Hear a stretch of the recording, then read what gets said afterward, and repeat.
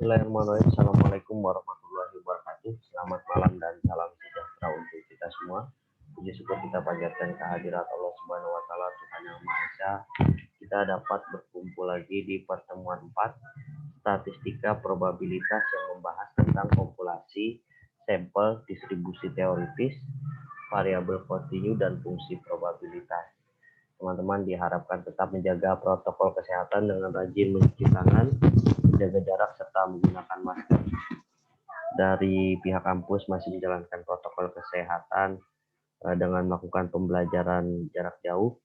Mudah-mudahan kita semua tetap dijaga kesehatannya selaku juga menanggulangi penyebaran protokol atau rantai COVID-19.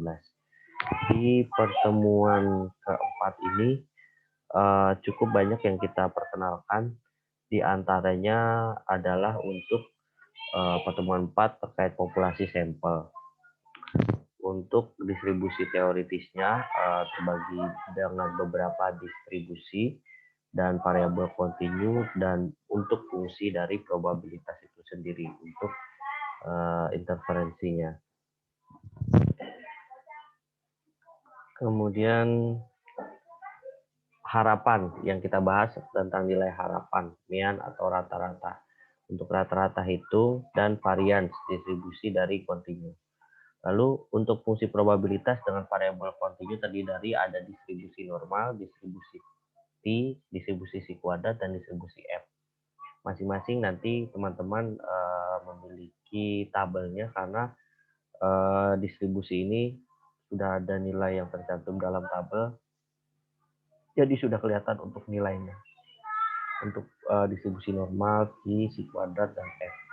Untuk normal sendiri masih bentuknya normal ya. Untuk grafiknya seperti lonceng dengan nilai distribusinya. Untuk nilai T juga sama, bentuknya T, distribusinya T. Si kuadrat itu bebas dia, bisa jadi agak muncul, bisa di sebelah sini atau mana, dengan distribusi F sama F. Nilai harapan suatu variabel acak ditulis dengan nilai E. Ini variabel acak ya. Ini untuk menentukan mean atau rata-rata dari harapan itu. Dengan wujudnya adalah E. Didefinisikan dengan nilai E atau nilai harapan dengan nilai integralnya dulu. Kita harus tahu nilai integralnya dari nilai X dan nilai F-nya dikali X kali DX. Varian dari distribusi yang kontinu dirumuskan dengan varian nilai X adalah nilai harapan dikali X kuadrat dikurang nilai harapan dikali X dikuadratkan. Di mana E sama dengan X kuadrat sama dengan integral X kuadrat dikali nilai F kali X dan DX.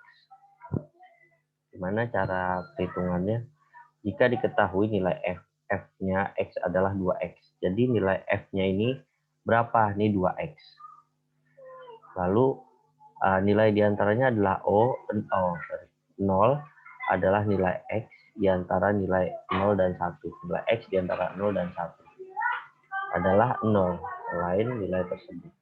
Yang ditanya A, berapakah nilai P, nilai parameter 0 lebih kecil dari X, lebih kecil dari setengah. Nah, kita buat dulu integralnya. Berarti setengah dan 0. Nilai X dan DX-nya berapa? Berarti integral setengah dan 0 adalah 2 kali DX sesuai rumusnya. 2X DX sama dengan 1/4. Nah, ini kan berarti tinggal dibagi aja nih.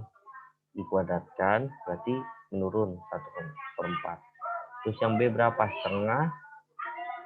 Jika nilai parameternya adalah setengah kurang di antara nilai X dan 3/4. Berarti kita masukkan integralnya 3/4 dan setengah. 3/4 dan setengah berapa? Ini dibuat persamaannya dulu. 2 dan 4 persamaannya berapa? 4 kuadrat adalah 16. Gitu kan? 4 kali tambah 1, 5. 3, 2, 5. Berarti 5 plus 5/16 dan 5/16 sama dengan 5 disederhanakan 5/16. Nilai E sama dengan X dibuat integralnya. Integralnya berapa? Integralnya di sini berdasarkan ini adalah 1 dan 0.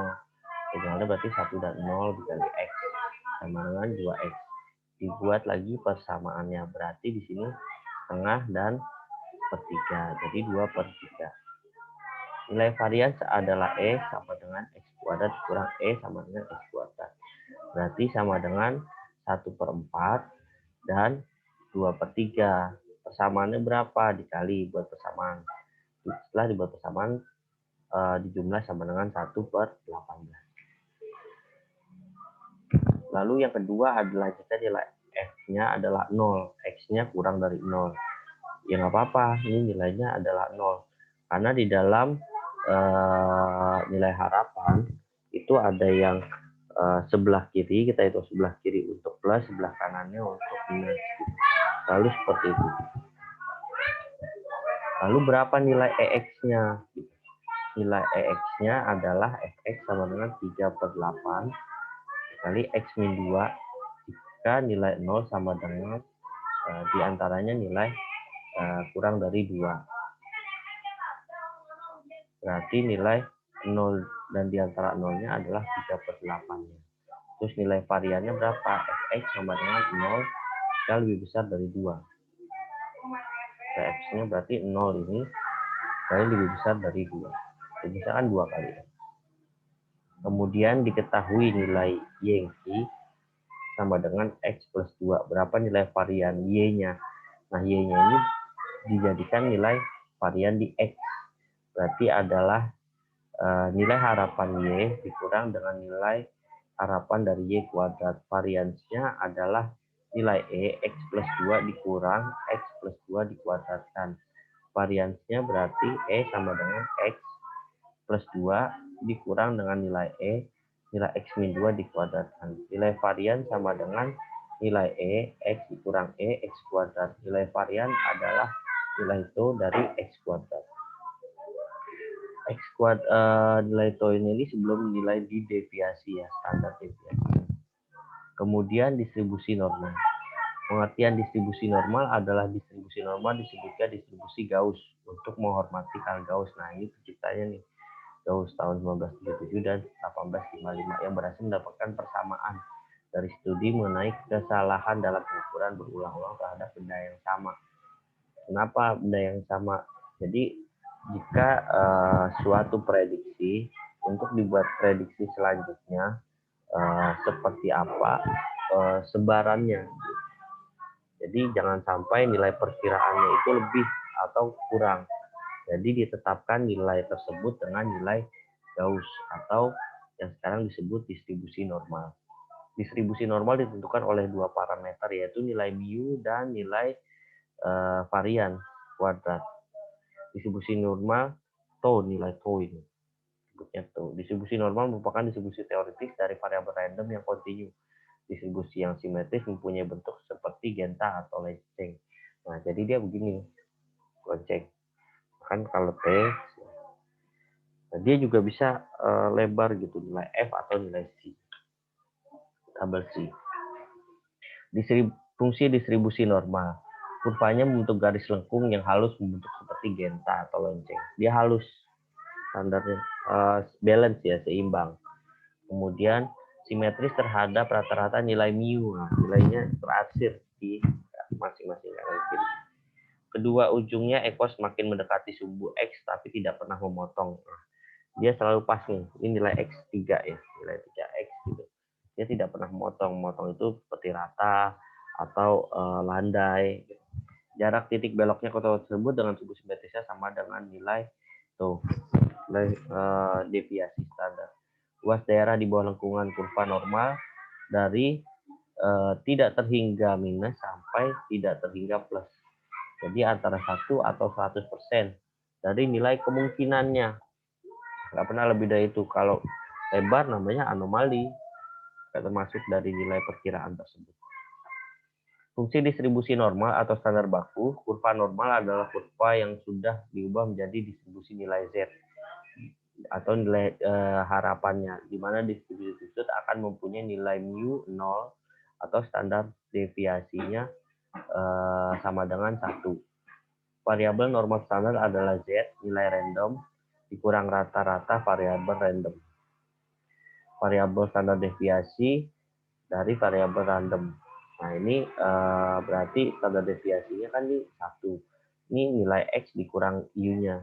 Nah, kalau misalnya dia ada 4 data, 5 data, ya berarti dimasukkan nih nilai datanya berapa, baru dikurang rata-ratanya. Dari rata-rata ini dijumlah rata-rata variabelnya.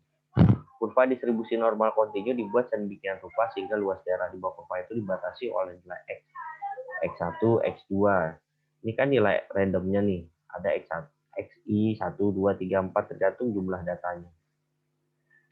Sama dengan peluang bawah variabel X mengambil nilai antara X1 dan X2. Nah, ini nilai antaranya. Nah, yang kita lihat sebarannya di sini.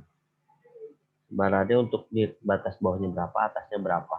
Dinyatakan oleh daerah yang diarsir. Untuk mengetahui berbagai luas bawah kurva normal standar digunakan tabel luas kurva normal standar. Nah, misalnya ini contoh hitungan luas kurva berikut. Berarti nilai parameternya adalah 0,68 untuk nilai dari tabel Z diantaranya 0. L sama dengan 0.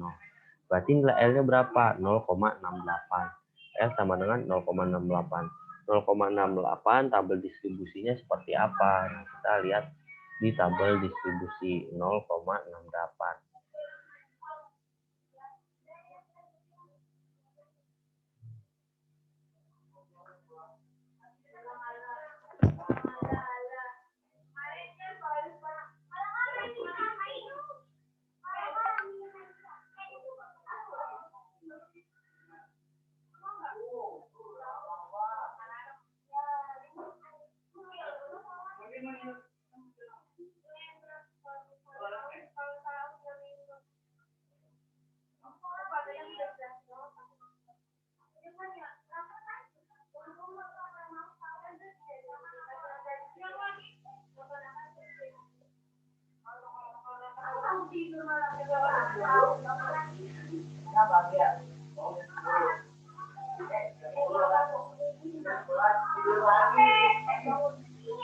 Nah, ini adalah tabel distribusi normalnya. Tadi 0,68. 0,68 sama dengan 0,2517.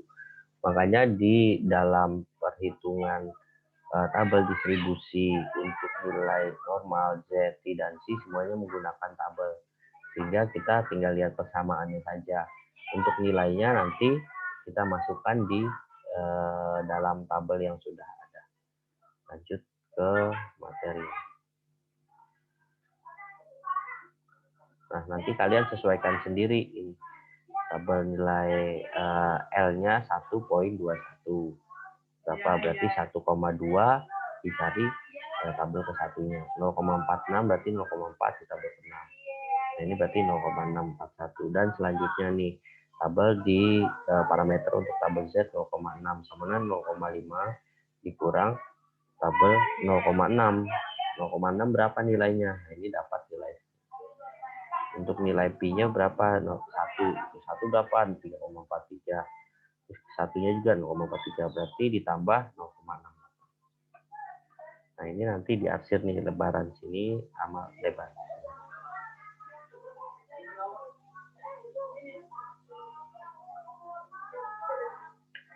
Untuk tabel Z 1,96 berapa? Nanti kalian tinggal lihat tabel Z 1,9 dan 6 berapa? 0,475. Kalian tinggal lihat arsiratnya. 0,475. Lalu contoh kasus dari hasil pengamatan terhadap buah jeruk di panen kebun ELF, diminta buah rata-rata diameter buah jeruk kebun 100 mm dengan standar deviasi 15 mm. Asumsinya, jika diameter buah jeruk diamati berbentuk distribusi normal, berapa probabilitas buah jeruk yang memiliki diameter kurang dari 105? Nah, berarti ini kan ceritanya lebih gede. Sebenarnya standarnya segini, cuman yang diantaranya ada 15 M. Nah, ini ada selisihnya nih. Selisihnya adalah 105 M. 105 mm. Berarti yang kita ketahui nilai mu-nya adalah 100. Nilai deviasinya adalah 15. Lalu nilai X-nya adalah 105. Ditanya berapa nilai parameternya jika X kurang dari 105. Ini kan diantara ini. Diantara ini berarti adalah nilai Z adalah 105 dikurang 100 dibagi 15 sama dengan 0,33. Nah, tinggal dilihat tabel 0,33 ini berapa. Nah, jika di rumus manualnya berarti 0,5, karena tabel Z-nya itu pengaruhnya dari nilai 0,5. Pengaruh 0,5 ditambah 1,293 sama dengan 0,263 sama dengan 62,93%. Jadi yang standar deviasinya tadi sebenarnya targetnya 100 mm besarnya diameternya, tapi prediksi ada 15% sebarannya yang lebih dari itu, diantaranya 105 mm. Nah, yang 105 mm ada berapa banyak? Ada 62,93%. Nah, ini bentuk grafiknya. Ini kan rata-rata ini dari rata-ratanya. Nah, untuk lebar yang lebih dari 100 ini ada 1,293.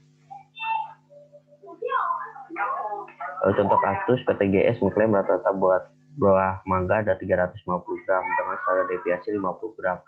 Bila berat mengikuti proses distribusi normal, berapa probabilitas berat buah mangga mencapai kurang dari 250 gram hingga akan diprotes oleh konsumen. Jadi sebenarnya target dari perusahaan mangganya itu 350 gram satunya, tapi di deviasi ada yang 50 gram lebih kecil. Tapi kalau misalnya di bawahnya itu batas bawahnya adalah 250 gram, jangan sampai kurang dari itu.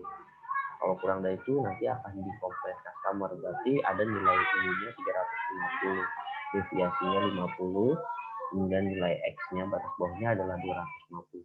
Berapa nilai parameternya? Dan nilai parameternya adalah 250 kurang 350 minus 100 bagi 2 sama dengan minus 2. Nah, di tabel Z ini ada minus 2. Kita cari di tabel Z. Minus 2 berapa sih? Minus 2 adalah 0,228. Nah, tabel Z-nya ini standarnya 0,5 dikurang 0,1. Kita tinggal dilihat nih. Yang kedua, garis. Nah, ini tabel distribusi normalnya. Tadi berapa? 0, yang minus 2. Minus 2. Minus 2 sini nggak ada ya. Minus 2. Nggak ada minus 2. Opposite minus 2. Minus 2 nggak ada.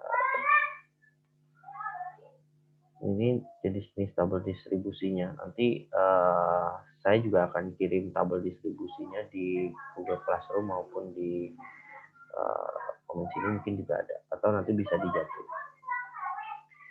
Kemudian ada cara untuk distribusi normal dengan Excel. Nah, Excel itu pilih aja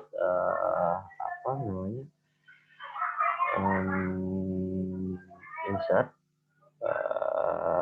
formula.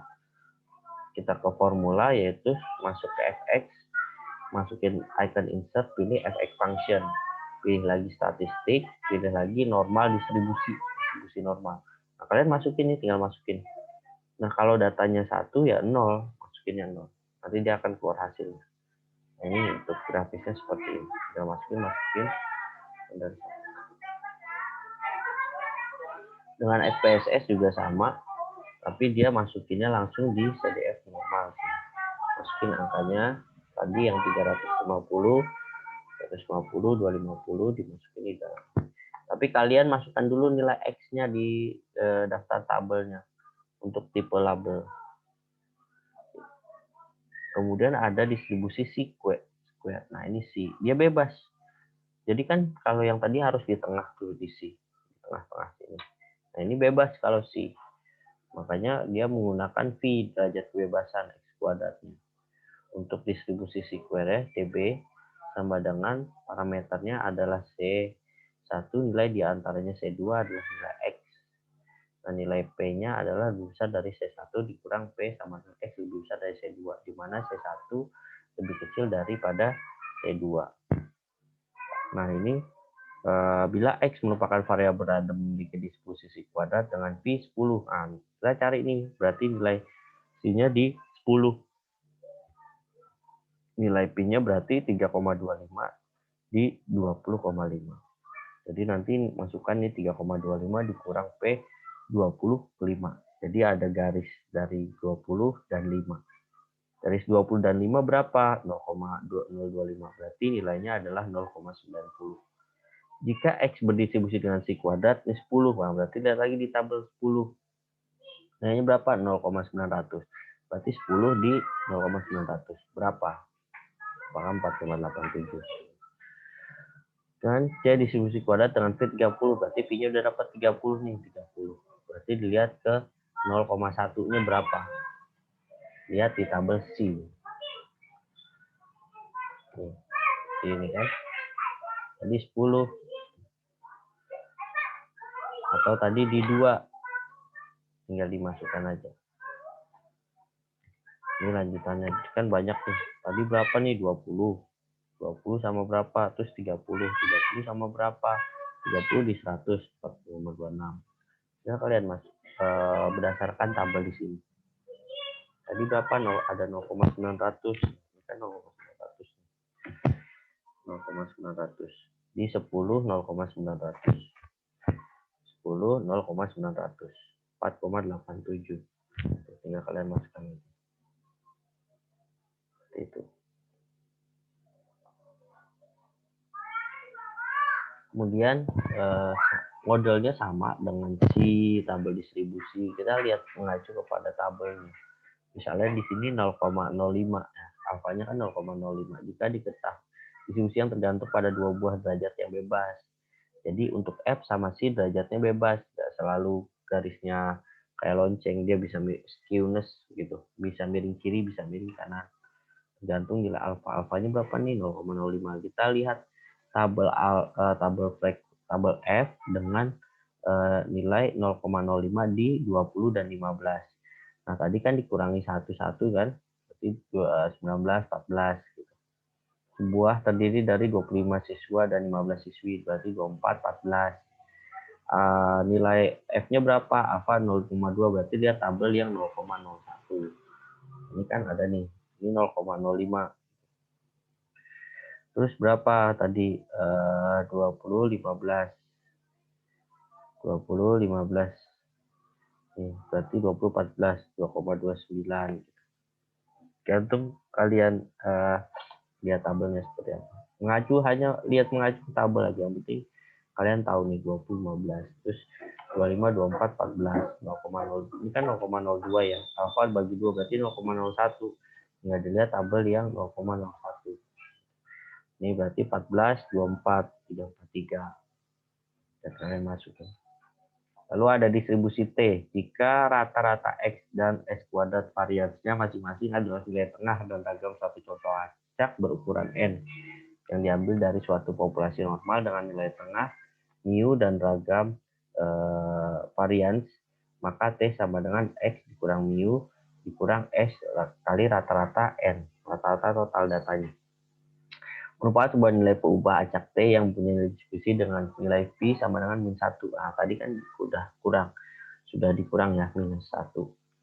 Bila sampel random kecil, pendugaan parameter populasi sebaiknya dilakukan dengan distribusi T.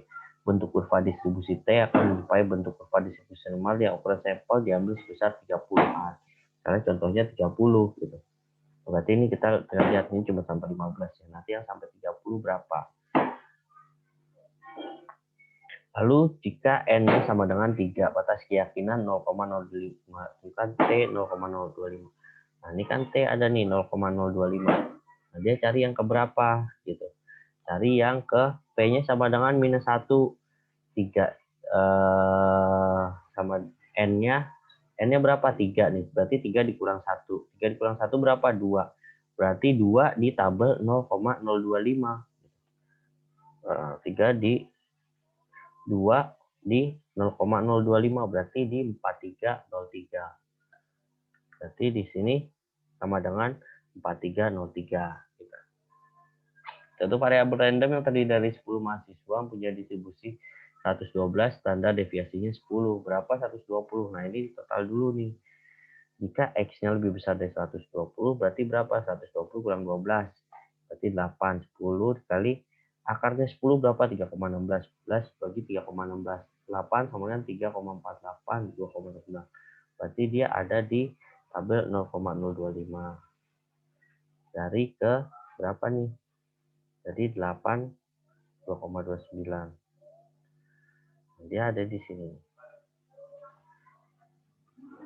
Lalu dengan aplikasi Excel, C-square sama tadi, pilih ke insert ya, statistik function, oke, tampil X discrete-nya seperti tersebut. Misalnya ini ya, CDIS ya, FX kategori functionnya CDIS. Misalnya ini.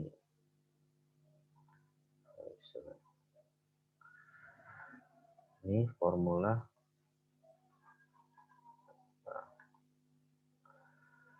Jadi dia pilihnya ke apa? CDIS. Statistika CDIS. CDIS yang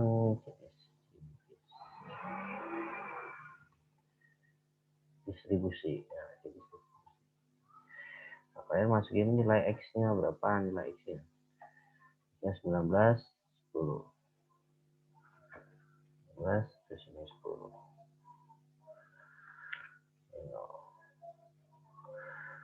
Masukin aja, langsung kelihatan angkanya. Lalu dengan SPSS, nah kalau SPSS tergantung modelnya ya, PSS 10, 8 gitu. Nah, kita masukkan dulu di variabel X-nya. Sorry.